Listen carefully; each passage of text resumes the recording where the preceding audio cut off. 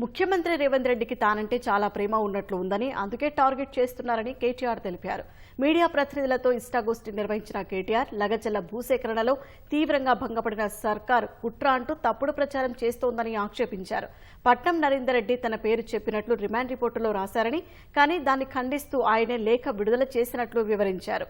కూంబింగుకు వెళ్లినట్లుగా పోలీసులు రైతులపై దాడికి వెళ్లారని ఆరోపించిన గులాబీ నేత ఈ అంశాన్ని ఎస్సీ ఎస్టీ జాతీయ మానవ హక్కుల కమిషన్ల దృష్టికి తీసుకెళ్తారని తెలిపారు. ఫోర్త్ సిటీ ఏఐ సిటీ అంటూ సీఎం మాటలు చెబుతున్నారు, కానీ సాధ్యం కాదన్నారు. సొంత నియోజకవర్గంపైనే సీఎంకు పట్టులేదన్న కేటీఆర్ ప్రభుత్వాన్ని నడపటం చేత కావట్లేదని విమర్శించారు. తాను డ్రగ్స్ తీసుకోలేదని, ఫోన్ల ట్యాపింగ్ సహా అవినీతి అంతకన్నా చేయలేదని వెల్లడించారు.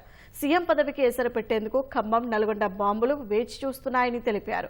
అధికారం పోయిందనే నిరాశ తనకు లేదన్న కేటీఆర్ కాంగ్రెస్ 5 ఏళ్లు ఉంటేనే బీఆర్ఎస్ మరో 15 ఏళ్లు పట్టం కడతారని వెల్లడించారు. రాష్ట్రంలో వచ్చిన మార్పు ప్రజలను ఇబ్బంది పెట్టేలా తయారైందని కేటీఆర్ ఆవేదన వెలిబుచ్చారు.